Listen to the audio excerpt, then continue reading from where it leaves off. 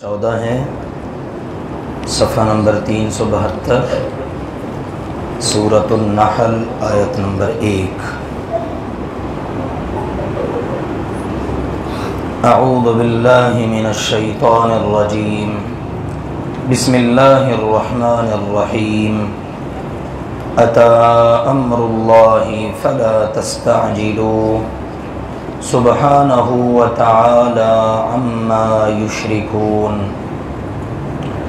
سورۃ النحل، النحل یہ شہد کی مکھی کو کہا جاتا ہے۔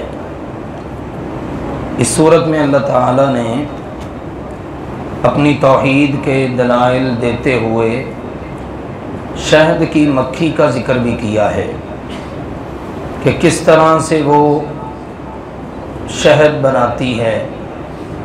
اس میں بذات خود اللہ کی طرف سے بہت بڑا پیغام موجود ہے کہ وہ اللہ اس مکھی کے پیٹ سے نکلنے والے اس مواد میں کس طرح مٹھاس پیدا کرتا ہے، پھر اس میں اللہ نے شفا رکھی ہے۔ تو اس مناسبت سے اس سورت کا نام ہے سورۃ النحل، یعنی وہ سورت جس میں اللہ نے شہد کی مکھی کا ذکر کیا ہے۔ در حقیقت سورتوں کے نام ان کے اندر بیان کردہ کسی ایک بات پر ہی رکھ دیے جاتے ہیں اور وہ اس کی پہچان اور علامت بن جاتے ہیں۔ مکہ مکرمہ میں نازل ہونے والی سورتوں میں سے یہ ایک سورت ہے، اور وہی موضوعات اللہ تعالیٰ نے اس میں بیان کیے جو مکی سورتوں میں عموماً پڑھنے کو ملتے ہیں، یعنی عقائد۔ ارشاد فرمایا بسم اللہ الرحمن الرحیم، شروع اللہ تعالیٰ کے نام سے جو بڑا رحم فرمانے والا انتہائی مہربان ہے۔ اتا آ چکا ہے، امر اللہ اللہ کا فیصلہ، فلا تستعجلوا پس تم اس کی جلدی نہ مچاؤ، اس کو جلدی طلب نہ کرو۔ اللہ کا فیصلہ آیا ہی آیا۔ اللہ کے فیصلے سے مراد ہے قیامت، اللہ کے فیصلے سے مراد ہے عذاب۔ مخالفین اسلام جو نبی اکرم صلی اللہ علیہ وسلم کو تنگ کرتے، ستاتے، صحابہ کرام کو بھی بڑی تکلیف دیتے، جب اللہ کے نبی صلی اللہ علیہ وسلم ان کو بتاتے کہ اللہ کا عذاب آئے گا، قیامت آئے گی، تو پھر وہ کہتے آئے گی کا کیا مطلب ہے، آ کیوں نہیں جاتا؟ آ جائے نا، اگر تم سچے ہو، اللہ والے ہو، تو تم جو اتنی تکلیف میں وقت گزار رہے ہو تو تمہارے اوپر اللہ کی مدد آ جانی چاہیے، ہمارے اوپر اللہ کا عذاب آ جائے، وہ قیامت جس کا تم وعدہ دیتے ہو آ جائے۔ مسلمان بھی یہ سمجھتے کہ آخر ہم اتنی تکلیف اٹھا رہے ہیں تو اللہ کی مدد آ کیوں نہیں جاتی، جیسا کہ دیگر انبیاء کے ذکر میں اللہ نے کہا ہے، ایسے حالات بن جاتے کہ وقت کا رسول اور اس کے ساتھ ایمان والے بول اٹھتے متی نصر اللہ، اللہ کی مدد کب آئے گی؟ آخر ہم اتنی تکلیفیں اٹھا رہے ہیں، برداشت کر رہے ہیں، تو اللہ کی مدد آ کیوں نہیں جاتی؟ یعنی ہمارے مخالفین اور ہمارے دشمنوں پر اللہ کا عذاب آ کیوں نہیں جاتا؟ تو اللہ تعالیٰ نے دونوں کو اس بات کی نصیحت فرمائی کہ اس کی جلدی نہ مچاؤ، جلدی اس کو طلب نہ کرو۔ کفار کے لیے تو اس میں وارننگ ہے، اور ایمان والوں کے لیے اس کے اندر ایک حوصلے کا پیغام ہے کہ تمہیں اللہ کے وعدے کو جلدی طلب نہیں کر لینا چاہیے۔ اللہ ہے، اپنی مرضی کا مالک ہے، اور مکہ والوں کو یا دیگر مخالفین اسلام کو اس بات کا پیغام ہے کہ اللہ تعالیٰ تمہارے آگے کو مجبور تو نہیں ہے نا کہ تم جلدی تقاضا کرو، مطالبہ کرو اور اللہ تعالیٰ فوری اس کو پورا کر دے۔ اللہ تو اپنی مرضیوں کا مالک ہے، وہ جب چاہے گا اپنا فیصلہ اور اپنا وعدہ لے آئے گا، لہذا تمہیں اس کو جلدی طلب کرنے کی ضرورت نہیں ہے، اس کے متعلق جلدی نہ مچاؤ۔ سبحانہ پاک ہے وہ اللہ، وتعالی اور بلند و بالا ہے، اما اس سے یشرکون جو وہ شرک کر رہے ہیں۔ شرک کرنے والوں کی طرف اللہ نے بات کا رخ موڑ دیا، اس کو کہتے ہیں التفات۔ اور ایک بڑی دلچسپ بات ہے، پہلے اللہ نے کہا فلا تستعجلوا، تم اس کی جلدی نہ مچاؤ، اب کیا کہا؟ وہ جو شرک کر رہے ہیں، پہلے مخاطب کی بات تھی اور اب غائب کی بات ہے۔ گویا اللہ تعالیٰ نے یہاں پر یہ میسج دیا ہے، یہ ایسے ہیں کہ ان کو توجہ دینے کی ضرورت ہی نہیں ہے، ہیں یہ اللہ کے مخالف، اللہ کے دشمن، نبی پاک کے دشمن، اور اسی طرح اللہ والوں کے دشمن، یہ اس قابل ہی نہیں ہے کہ ان سے ڈائریکٹ ہم کلام ہوا جائے۔ لہذا جو یہ شرک کر رہے ہیں نا، اللہ سبحانہ و تعالیٰ اس سے بالکل مبرہ اور پاک ہے۔ ینزل، وہ نازل کرتا ہے، الملائکۃ، فرشتوں کو، بالروح، روح کے ساتھ، یہاں روح سے مراد ہے وحی، اللہ کا پیغام، کیونکہ وہ جو وحی آتی ہے نا اس کے ذریعے روحوں کو زندگی مل جاتی ہے۔ جس طرح اللہ تعالیٰ نے انسان کے دل اور جسم کی زندگی کا بندوبست کیا ہے، اسی طرح اللہ سبحانہ و تعالیٰ نے انسان کی روح کا بھی بندوبست کیا ہے، اور اس کے لیے کیا ہے؟ وحی، فرشتے اترتے ہیں۔ الملائکہ جمع کا کلمہ استعمال ہوا ہے، ایک فرشتے جبریل علیہ السلام کے لیے بھی ہو سکتا ہے، کوئی بڑی ذات ہوتی ہے نا تو اس کے لیے جمع کا کلمہ استعمال ہو جاتا ہے۔ دوسرا یہ کہ جبریل امین علیہ السلام جس وقت وحی لے کر آسمان سے نزول کرتے تھے نا زمین پر، تو پورا ایک حصار ہوتا فرشتوں کا، ٹھیک ہے نا، اور اس حصار میں پوری حفاظت کے ساتھ وہ وحی نبی اکرم صلی اللہ علیہ وسلم کے قلب اطہر پر اللہ کی طرف سے جبریل امین علیہ السلام لے کے اترتے۔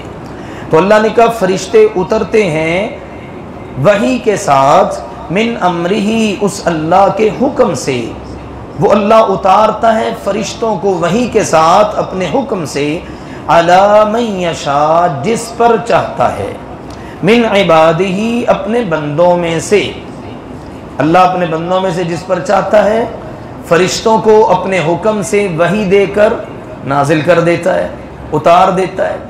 اس میں بڑا خوبصورت پیغام ہے کہ یہ جو وحی ہے، یہ انتخاب ہے، یہ رسالت، نبوت، یہ کسبی چیز نہیں ہے، یعنی کمانے سے نہیں مل جائے گی۔ آپ کہیں میں اتنی محنت کروں، اتنی عبادت کروں، اتنے چلے لگاؤں، اتنے وقت کے لیے میں بالکل دنیا سے کٹ کے بیٹھ جاؤں تو مجھے نبوت مل جائے گی، جیسا کہ مرزا قادیانی ملعون کا نقطہ نظر ہے۔ تو اللہ تعالیٰ نے یہاں واضح کر دیا یہ کوئی کمائی ہوئی چیز نہیں بلکہ وہبی چیز ہے، اللہ جس کا چاہتا ہے انتخاب کرتا ہے۔ قرآن پاک میں کئی جگہوں پر یہ باتیں موجود ہیں۔ ایک جگہ کہا اللہ اعلم حیث یجعل رسالتہ، اللہ کو پتہ ہے اللہ نے کس کو اپنا رسول بنانا ہے، یہ اللہ انتخاب کرتا ہے۔ اللہ یصطفی من الملائکۃ رسلا ومن الناس، فرشتوں میں سے اور انسانوں میں سے رسولوں کا انتخاب اللہ کرتا ہے۔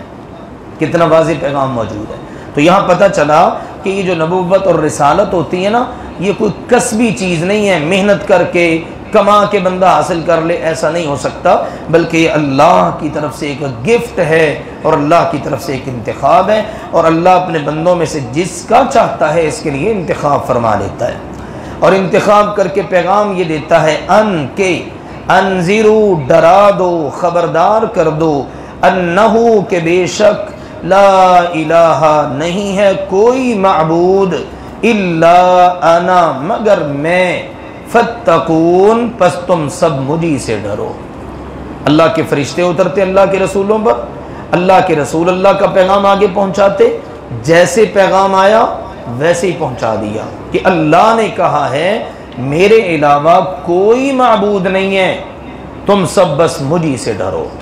معلوم یہ ہوا یہ جو تقوی ہے، ڈرنا، خوف رکھنا، یہ بھی صرف اللہ سچے معبود کا حق ہے، کسی اور کا دل میں ڈر رکھنا، خوف رکھنا، ٹھیک ہے نا، یہ شرک کے زمرے میں آتا ہے۔ دیکھیے دو باتیں اللہ تو سبحانہ و تعالیٰ نے ارشاد فرما دی، ایک مقدمہ اور ابتدائیہ کے طور پر۔ اب بیان شروع ہو رہا ہے اللہ سبحانہ و تعالیٰ کی بعض قدرتوں کا، توحید کے اس بات کا۔ فرمایا خلق، پیدا کیا اللہ تعالیٰ نے، السماوات، آسمانوں کو، والارض، اور زمین کو، بالحق، حق، جھوٹ موٹ نہیں ہے، باطل غلط نہیں ہے، حق ہے بالکل، سب کو نظر آ رہا ہے اتنا بڑا آسمان اور اتنی وسیع و عریض زمین، چونکہ یہ حجم میں سب سے بڑی اللہ کی مخلوق ہے، لہذا اللہ نے اسی کے ذکر سے ابتدا فرما دی اس بیان کی۔ تعالی، بہت بلند و بالا ہے وہ اللہ جس نے آسمان اور زمین کو پیدا کیا، اما، اس سے جو یشرکون، یہ شرک کر رہے ہیں، جتنا بھی شرک کر لیں اللہ تعالیٰ بالکل مبرہ اور پاک ہے، بہت بلند و بالا ہے، اللہ تعالیٰ کو تو کوئی فرق ہی نہیں پڑتا، شرک کرنے والا اپنا ہی نقصان کرتا ہے۔ تو اللہ تعالیٰ کی توحید کی یہ بہت بڑی دلیل ہے۔ اتنا وسیع و عریض جہان اللہ نے پیدا کیا، یہ آسمان، یہ زمین، اور یہ صرف ایک ایک نہیں ہے، 7 آسمان ہیں، 7 زمینیں، 14 طبق اللہ نے پیدا کیے۔ تو جو اللہ خالق ہے نا، وہ اس قابل ہے کہ اس کے ساتھ کسی کو شریک نہ بنایا جائے۔ ایک دلیل۔ اگلی دلیل، خلق پیدا کیا، الانسان انسان کو، من نطفۃ نطفے سے، پانی کے قطرے سے، حقیر سا قطرہ، اسے اللہ سبحانہ و تعالی نے پیدا کیا، فَإِذَا هُوَ پس اب وہ، خصیم جھگڑنے والا ہے، مبین کھلم کھلا، جھگڑے شروع کر دیے، جیسا کہ سورہ یاسین کے آخر میں اللہ نے ذکر کیا ہے، اولم یر الانسان انا خلقناہ من نطفہ فاذا هو خصیم مبین۔ کبھی انسان نے غور نہیں کیا، ہم نے اس کو نطفے سے، پانی کے قطرے سے پیدا کیا، اب وہ کھلم کھلا جھگڑالو بن گیا۔ وضرب لنا مثلا ونسی خلقا، ہمارے لیے مثالیں بیان کرتا ہے، اپنی تخلیق کو بھول چکا ہے۔ قال کہتا من یحیی العظام وہی رمیم، کون ہے جو ان بوسیدہ ہڈیوں کو زندہ کرے گا؟ تو یہ اللہ سبحانہ و تعالیٰ نے اس کے جھگڑے کی بہت بڑی بات کو ذکر کر دیا ہے کہ وہ یہ جھگڑا کرتا ہے کہ ہماری موت کے بعد، مر جانے کے بعد جب ہڈیاں بالکل گل سڑ جائیں گی، ریزہ ریزہ ہو جائیں گی، تو کون ان کو زندہ کرے گا؟ اس طرح کے جھگڑے اللہ نے کہا یہ کرتا ہے، اپنی اوقات بھول چکا ہے کہ اللہ نے مجھے پانی کے قطرے سے پیدا کیا ہے۔ جو اللہ مجھے اس طرح پیدا کر سکتا ہے، وہ میرے مرنے کے بعد مجھے دوبارہ زندہ بھی کر سکتا ہے۔ یہ بہت بڑی دلیل ہے، جا بجا قرآن پاک میں اللہ نے یہ زبردست دلیل دے کر انسان کو بات سمجھائی ہے۔ تو اللہ تعالیٰ نے یہ بات ارشاد فرمائی کہ دیکھو انسان کو اللہ نے پیدا کیا، اب یہ اللہ کے بارے میں جھگڑنا شروع ہو گیا، اللہ کے اختیارات کے بارے میں جھگڑنا شروع ہو گیا، اور عقل کے گھوڑے دوڑاتا ہے، کون ہے جو ہمیں دوبارہ پیدا کرے گا؟ تو یہ دوسری دلیل اللہ تعالیٰ نے ارشاد فرمائی۔ پہلے آسمان و زمین کا ذکر، اب خود انسان کا ذکر۔ اگلی بات، والانعام، اور چوپائے، جانور، انعام یہ نعم ان کی جمع ہے، اس میں اونٹ، گائے، بھیڑ، بکری وغیرہ آتے ہیں۔ اللہ نے کہا خلقہا، اللہ نے ان کو پیدا کیا، چوپائے جانوروں کو بھی اللہ ہی نے پیدا کیا ہے۔ ایک ایک بات کو ذکر کیا جس سے معلوم ہوتا ہے ساری کائنات مخلوق ہے اور خالق اکیلا اللہ ہے۔ تو اللہ جو خالق ہے اور باقی جو ساری اس کی مخلوق ہے، کسی بھی لحاظ سے برابر نہیں ہو سکتے۔ تو فرمایا چوپائے جانوروں کو اللہ نے پیدا کیا، لکم تمہارے لیے، فیہا ان جانوروں میں، دفعن گرمی حاصل کرنے کا سامان ہے۔ سردی کا موسم آ جاتا ہے، پہلے اور اب بھی انسان کیا کرتا ہے، ان جانوروں کی اون سے، ان کی کھال سے ایسے لباس تیار کرتا ہے کہ سردی کے موسم میں وہ لباس پہنتا ہے اور گرمائش حاصل کر لیتا ہے۔ تو اللہ نے کہا دیکھو تمہارے لیے ان جانوروں کے اندر ایک فائدہ تو یہ ہے کہ تم ان سے کیا کرتے ہو، گرمی حاصل کرنے کا سامان حاصل کرتے ہو۔ وَمَنَافِعُ، اور بھی بہت سارے فائدے ہیں، بہت سارے فائدے ہیں تمہارے لیے ان کے اندر۔ ان کا گوبر جلانے کے کام آتا ہے، اسی طرح سے ان پر سواریاں کرتے ہو، ان کو فروخت کر کے اپنی معیشت کو مضبوط کرتے ہو، تو اس طرح کے بے شمار فوائد ہیں۔ وَمِنْهَا، اور انہی سے، تَأْكُلُونَ، تم کھاتے بھی ہو، اونٹ کا گوشت، گائے کا گوشت، بھیڑ بکری کا گوشت ذبح کیا، ان کو کھایا۔ تو اللہ سبحانہ و تعالیٰ کی پیدا کردہ اس مخلوق میں تمہارے لیے کتنے ہی فائدے ہیں۔ وَلَكُمْ، اور تمہارے لیے، فیہا ان میں، جمال، خوبصورتی بھی ہے، جمال، زیب و زینت، ہینا جب، تریحون، تم ان کو چرا کے شام کو واپس لاتے ہو۔ چرا کے بکریوں کا ریوڑ یا گائیوں کا ریوڑ ان کا مالک گھر کو لے کے آتا ہے نا، ایک بڑا خوبصورت منظر ہوتا ہے، ان کے پیٹ بھرے ہوتے ہیں، مالک بڑا خوش ہوتا ہے کہ چلو میرے جانوروں نے کھا پی لیا ہے۔ وحینا، اور جب، تسرحون، تم صبح کے وقت لے کے گھروں سے چلتے ہو چرانے کے لیے، صبح لے کے گھروں سے نکلتے ہو، اور باہر لے کر جاتے ہو کہ چلو ان کو چرا کے لائیں، تو یہ ایک عجیب خوبصورت منظر ہے۔ تو اللہ سبحانہ و تعالیٰ نے اس کو الگ سے ذکر کیا ہے کہ دیکھو ان جانوروں میں تمہارے لیے خوبصورتی کا سامان بھی ہے۔ اس سے معلوم ہوا کہ یہ خوبصورتی کا حصول جو ہے نا، یہ بذات خود اللہ کی نعمتوں میں سے ایک نعمت ہے، ٹھیک ہے، جو جانوروں سے انسان کو حاصل ہوتی ہے۔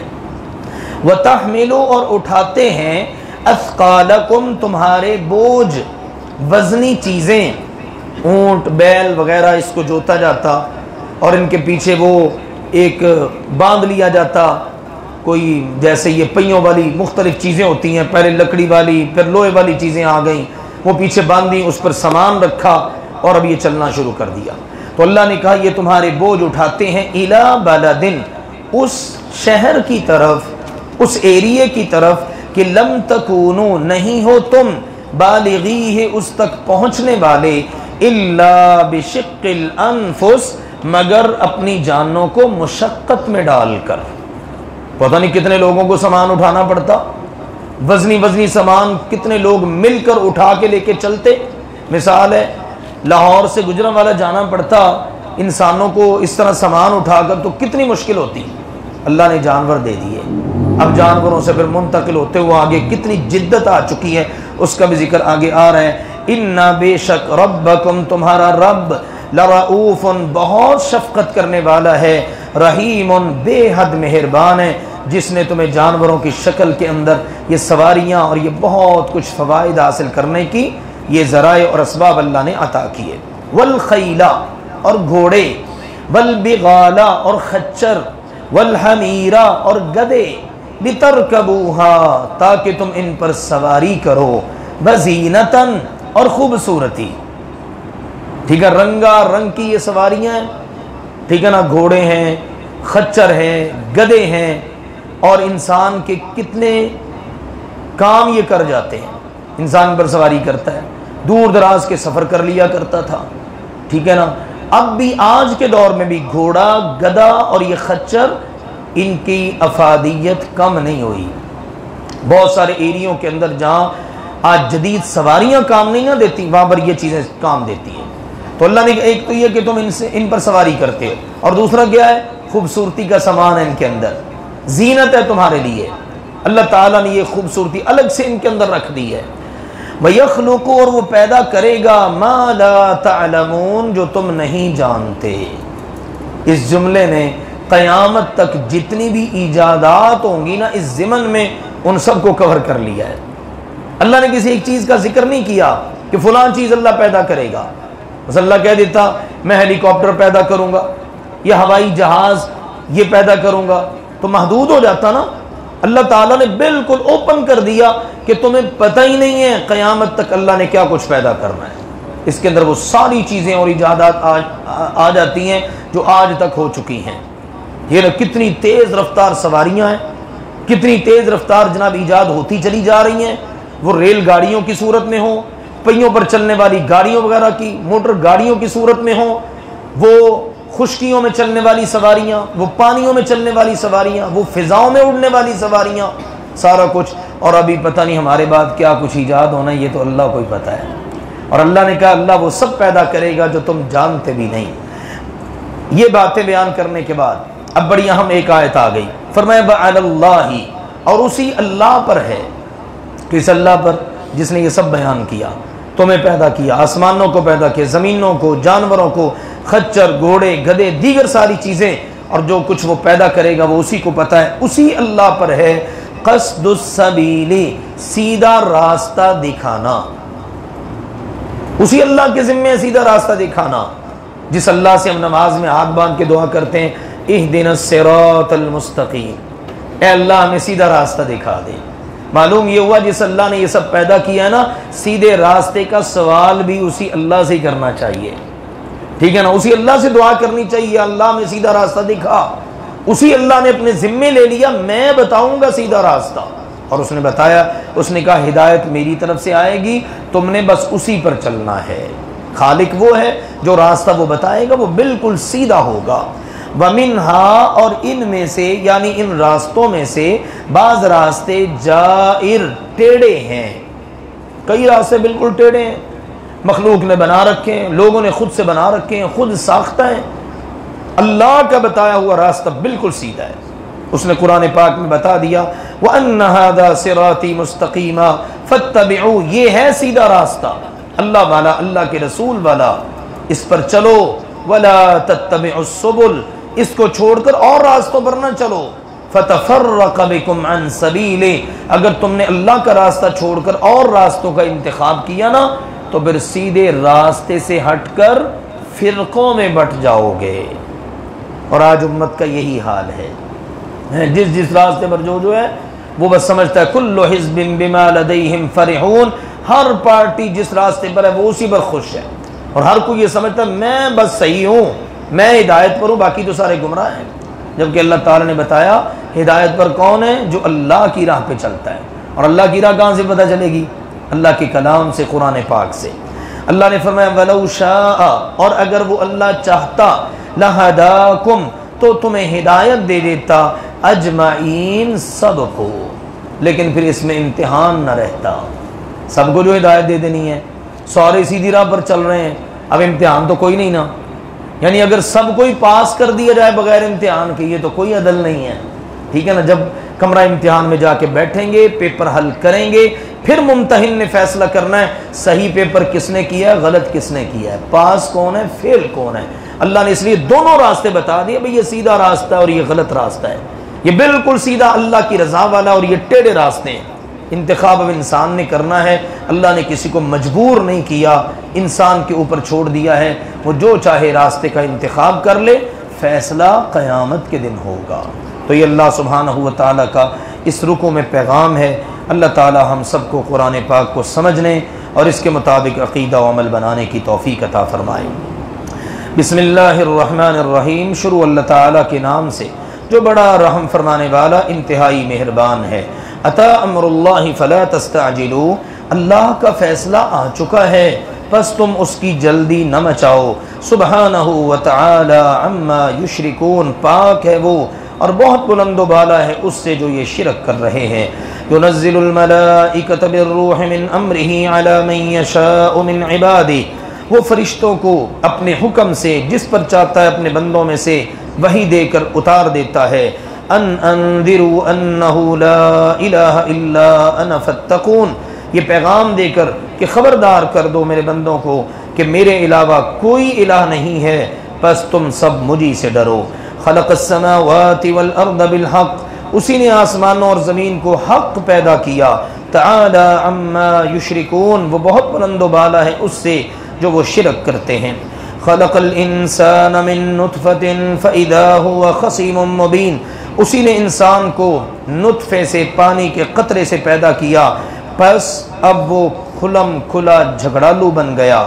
والانعام خلقها، اور اسی نے چوپایوں جانوروں کو پیدا کیا۔ لکم فیہا دفء ومنافع ومنہا تأکلون، تمہارے لیے ان میں گرمی حاصل کرنے کا اور بہت سارے فوائد حاصل کرنے کا سامان ہے، اور انہی سے یعنی ان کے گوشت سے تم کھاتے بھی ہو۔ وَلَكُمْ فِيهَا جَمَالٌ حِينَ تُرِيحُونَ وَحِينَ تَسْرَحُونَ، اور تمہارے لیے ان میں خوبصورتی کا سامان ہے جب تم شام کو چرا کر واپس لاتے ہو اور جب صبح کے وقت چرانے کے لیے لے جاتے ہو۔ وَتَحْمِلُ أَثْقَالَكُمْ إِلَى بَلَدٍ لَمْ تَكُونُوا بَالِغِيهِ إِلَّا بِشِقِّ الْأَنفُسِ، اور وہ تمہارے بوجھ اٹھاتے ہیں ایک ایریے سے دوسرے کی طرف کہ اس تک تم پہنچ ہی نہ سکتے مگر اپنے آپ کو مشقت میں ڈال کر۔ ان ربکم لرؤوف الرحیم، بے شک تمہارا رب بہت شفقت کرنے والا بے حد مہربان ہے۔ والخیل والبغال والحمیر لترکبوها وزینہ، اور گھوڑے اور خچر اور گدے یہ سب اللہ نے پیدا کیے تاکہ تم ان پر سواری کرو، اور یہ خوبصورتی کا بھی سامان ہے۔